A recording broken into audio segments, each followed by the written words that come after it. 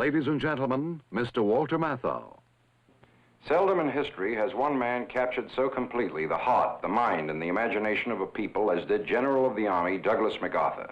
In a military career that spanned more than half a century, he fought hard in the cause of freedom and justice.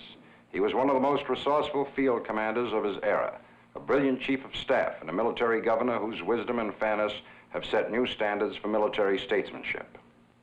His campaigns in the Pacific will serve as models of strategy for generations of soldiers still unborn. His greatness as a strategist can be explained in one sentence. He attained his objective quickly, decisively, and with minimum American losses. The drama and excitement of his brilliant career was expressed in an historic speech he made before a joint session of Congress. Mr. Walter Cronkite, the noted commentator, now brings you the MacArthur story. I am closing my 52 years of military service.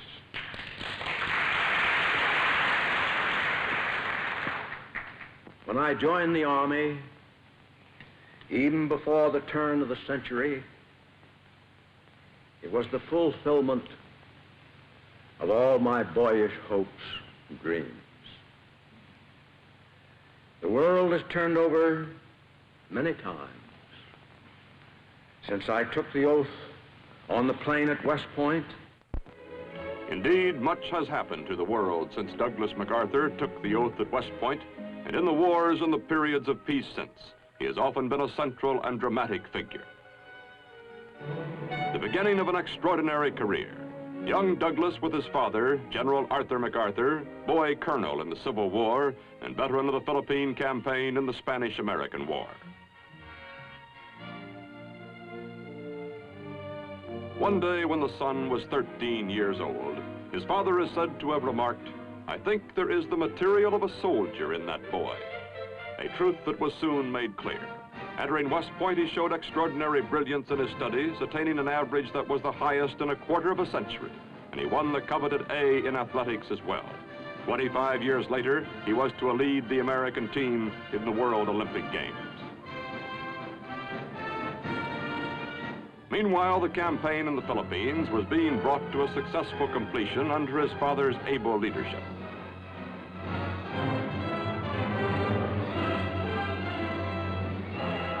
The son was eager to visit these battlefields, and after West Point, his first assignment was to survey areas of these islands. One of these was the Bataan Peninsula, where he was to fight many years later in a desperate but heroic struggle. During the following years, Lieutenant MacArthur had opportunities to study the entire Far Eastern area, gaining an insight into the attitudes and feelings of peoples hardly known by the West.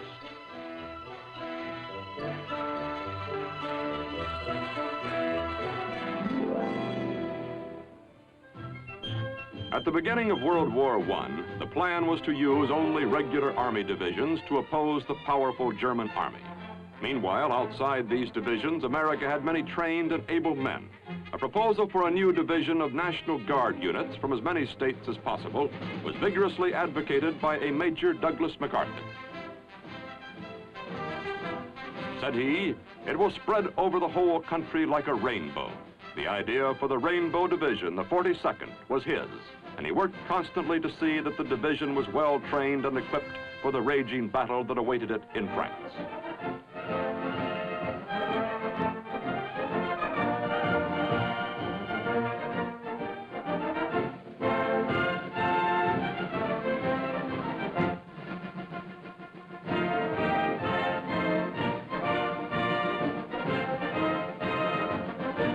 The Rainbow Division moved up to the front. Its full readiness, through the efforts of Colonel MacArthur, the division's chief of staff, was to prove fortunate indeed. It was during this period, too, that an impressive battlefield tactician began to prove himself and to foreshadow a great military future.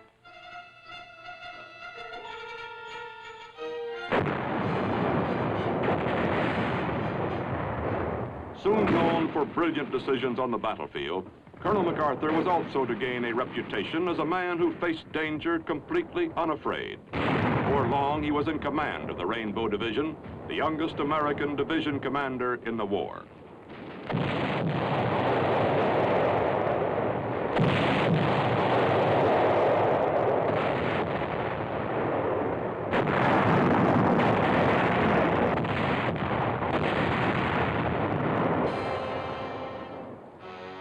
Twice wounded, twice gassed, he won more awards for valor than has ever been awarded to an American soldier, and was acclaimed by the Secretary of War and General Pershing as the greatest frontline general of the war. Returning to West Point, he became the youngest superintendent the Academy had ever had. Here he broadened the curriculum to include a full college education and introduced a now widely followed program of intramural athletics. Today, here, he is a symbol and an inspiration.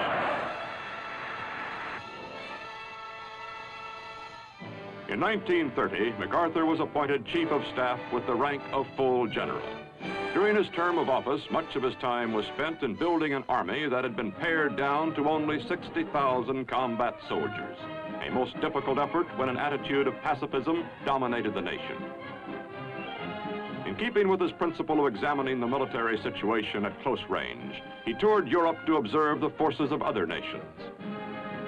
In France, he was recognized once more for his outstanding military contribution to the Allied cause.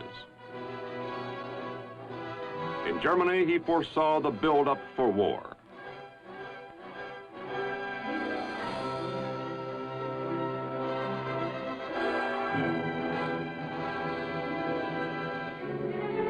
Back home, he begged his country and Congress to realize that the United States was in danger.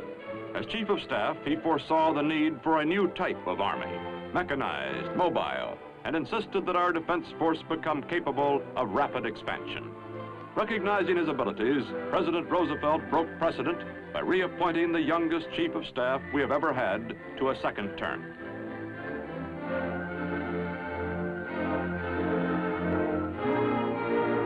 In the 20s, MacArthur had served in the Philippines, and in the 30s he was asked to return as their military advisor.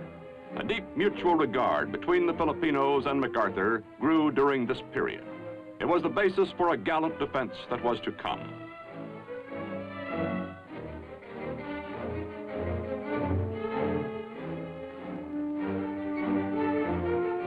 In 1935, he began a 10-year plan to build up the defense of the Philippines.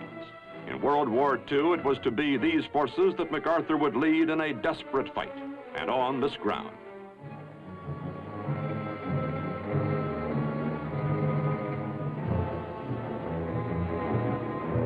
But now the leader, at 57, having served in the United States Army for 34 years, decided to retire. 4 years later, it was as though his military career were just beginning.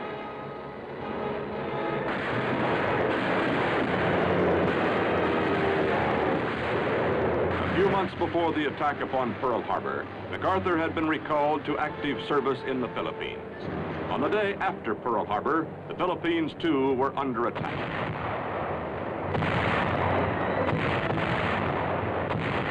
Defense here was pitifully hampered by lack of men and planes.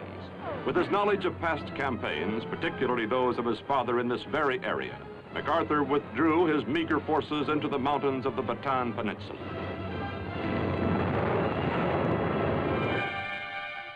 From the rocky fortress of Corregidor, he directed an operation as crucial as any in the war. This early campaign in the Philippines, the heroic fighting by a lonely army of Filipinos and Americans for almost half a year, caused a critical delay in the Japanese timetable of attack.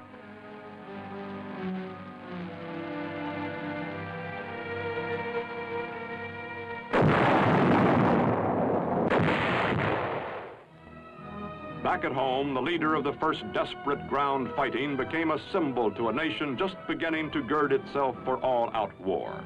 The people found in him what they were beginning to discover in themselves, a spirit of intense determination.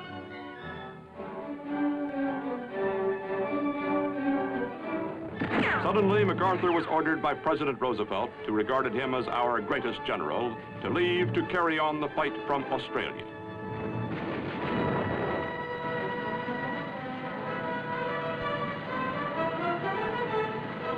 Leaving the Philippines hurt him deeply. As always, he wished to be at the front, beside his comrades. When finally they were forced into the infamous March of Death on Bataan, his promise to them was, "I shall return." They believed him implicitly. Until his arrival in Australia, the plan had been to await the Japanese attack and prepare as well as possible. Then it became apparent that the new Southwest Pacific commander had another plan. He had meant exactly, "I shall return." He was determined to carry the war to the enemy, to New Guinea, which was the direct route back to the Philippines. A long struggle lay ahead against huge numbers on countless islands. There seemed to be but one way: blast the enemy from every one of his island positions in the Pacific.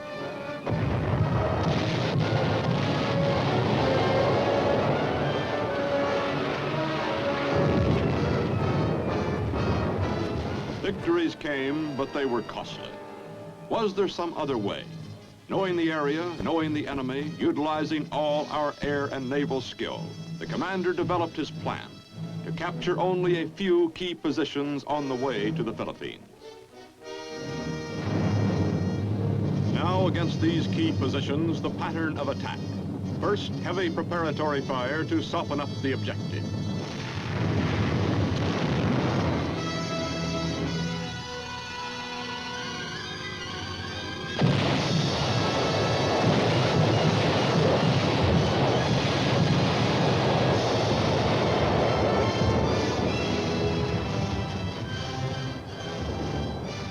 Next, the landings. These were varied, unpredictable. In each case, the selection was dictated by strategy rather than by sympathetic terrain.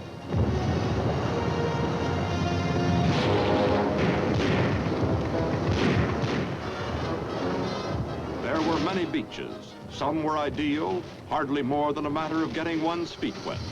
Meanwhile, the gain was tremendous, the enemy never having expected us to come ashore here. There were other shores, many of them wicked.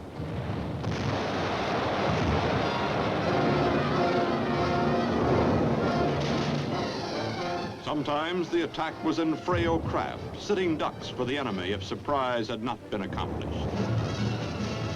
On another beach, amphibious tractors. Continually the envelopment, the flank attack, decisions, difficult ones, boldly made based upon unique knowledge and experience. In addition, a mastery by MacArthur of combined operations of the three arms, the key to modern warfare. Leaders and men shared the glow of victory.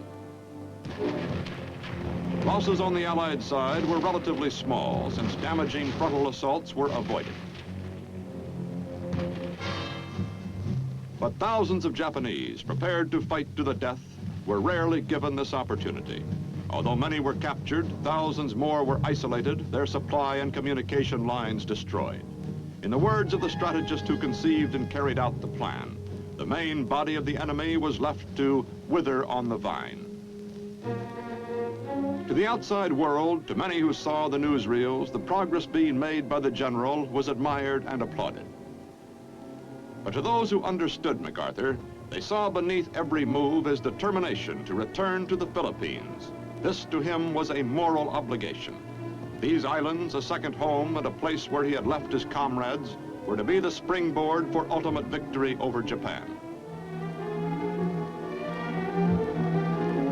Invasions in the Southwest Pacific continued.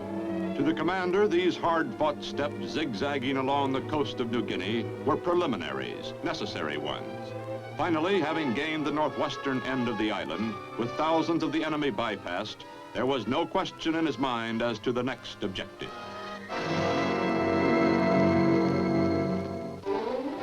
But the president, the commander-in-chief, was not so sure.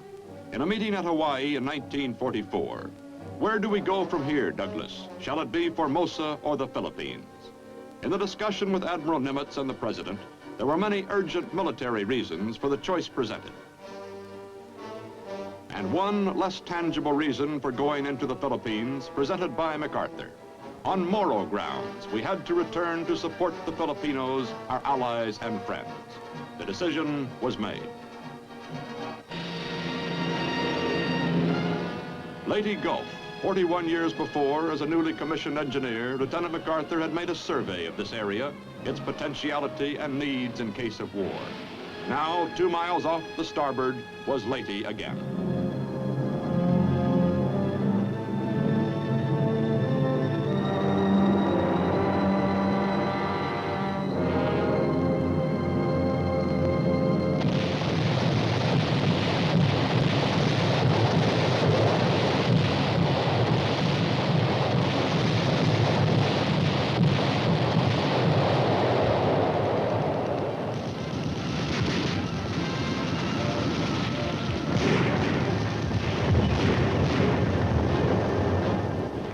Once more, the enemy had not been ready for an attack.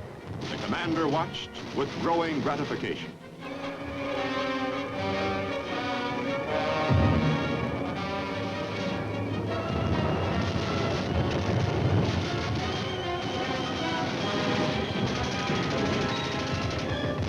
With the help of guerrilla intelligence and sabotage, Americans held the beachhead, encircling and surprising the enemy.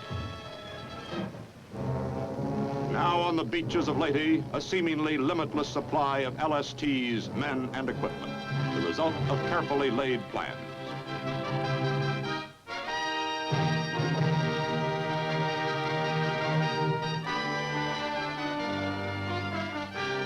Directing the attack, the general seemed to be everywhere at once. Every day, at some point in the front lines, his men would spot the familiar faded field marshal's cap and the outsized corncob pipe. The landings at Leyte and Lingayen Gulf finally brought troops on the final difficult leg of the journey, on the road to Manila, where the going became more difficult as the enemy threw in huge numbers of reinforcements in an all-out effort to halt the steady advance. There was no timetable now in MacArthur's mind, only that he must get to Manila without delay to rescue prisoners from the reported increasing savagery of the Japanese guards.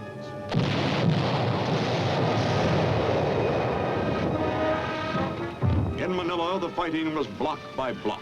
Troops found what the leader had told them to expect. The enemy had dug in for a long siege.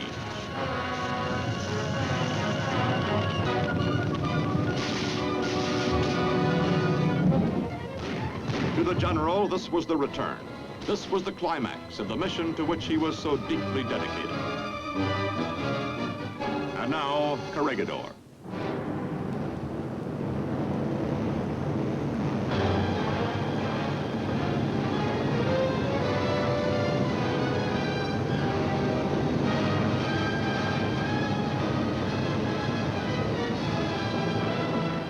Stronghold, which early in the war had been so effective a fortress for withstanding attack, was now his.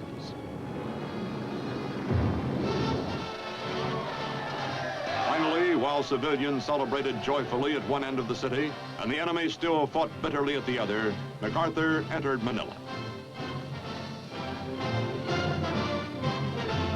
He had kept the soldiers' faith. Probably his greatest reward was the visit to prison camps.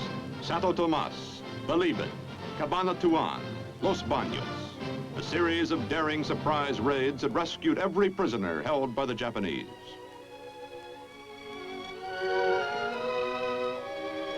I'm a little late, he said, but we finally came.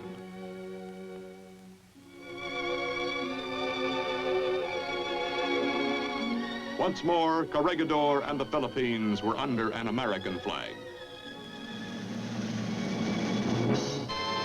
Then, suddenly and swiftly, the war against Japan was brought to a close. As the principal architect of the Pacific victory, credited by the chief of Britain's wartime Imperial General Staff as the greatest general of the war, MacArthur was the natural choice as supreme commander to enforce the surrender terms.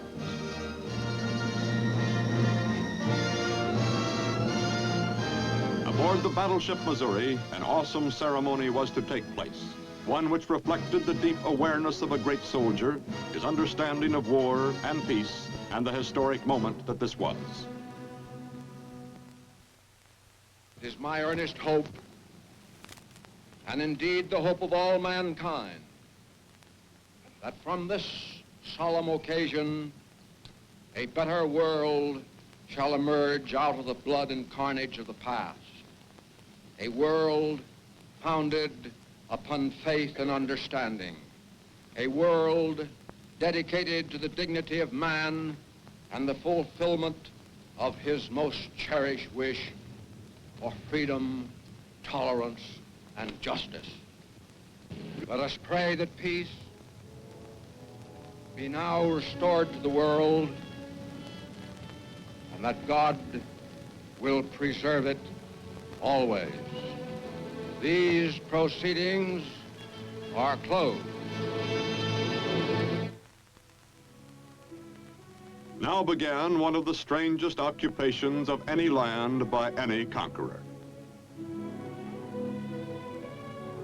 An idealist with firm convictions on the way democracy can be presented to Eastern peoples, MacArthur determined to guide the Japanese through a complete social revolution. While the emperor with his deep hold upon the people was retained, almost every other institution became affected by what was entirely new to the Japanese, Western democracy.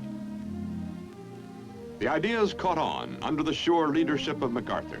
There was the enactment of a constitution and universal suffrage.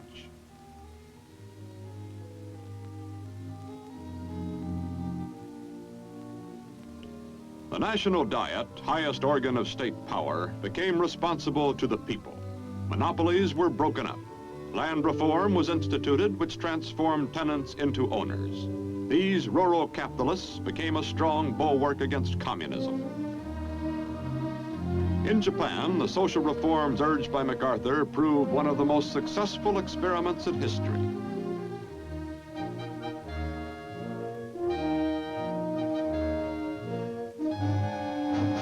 An implacable enemy became a friend.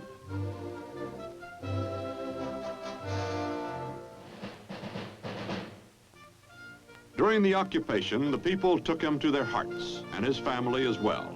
His wife, she who had been beside her husband at Corregidor, and their young son, Arthur. The work of reform was going ahead when suddenly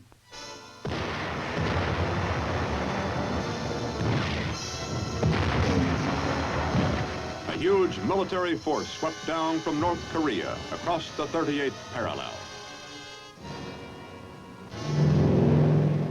Handfuls of Americans serving as occupation troops in Japan were flown into South Korea in a rapid show of strength aimed at showing greater resources than actually were at hand.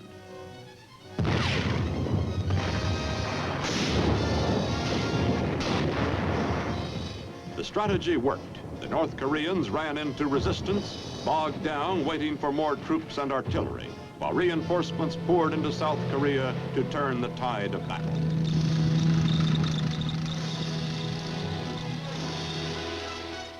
During the ensuing months, General MacArthur guided the war as Commander-in-Chief of United Nations forces in Korea.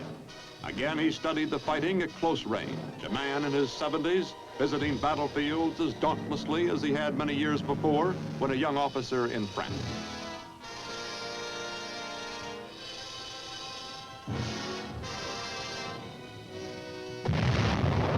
Then came the daring amphibious attack at Incheon, behind the enemy's lines on a shore that others had declared too risky. The landing was a complete surprise and success. The North Korean army was demoralized. The victory has become recognized as a masterpiece of strategy. Seoul returned to its rightful inhabitants. There had been a long line of cities and towns returned under MacArthur's leadership. It was at this time that President Truman cited MacArthur for his vision, his judgment, his indomitable will, his unshakable faith. The Korean War continued northward. The orders were the destruction of the North Korean armed forces. And then the Chinese communists entered the conflict, posing new questions in Washington, not only military but political.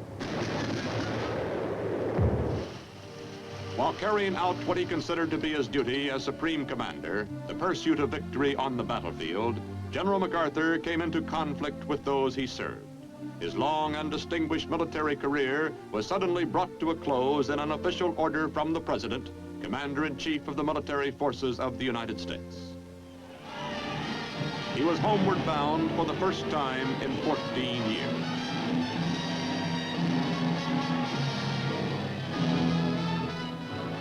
The San Francisco reception was the largest, the most vociferous the city had ever known.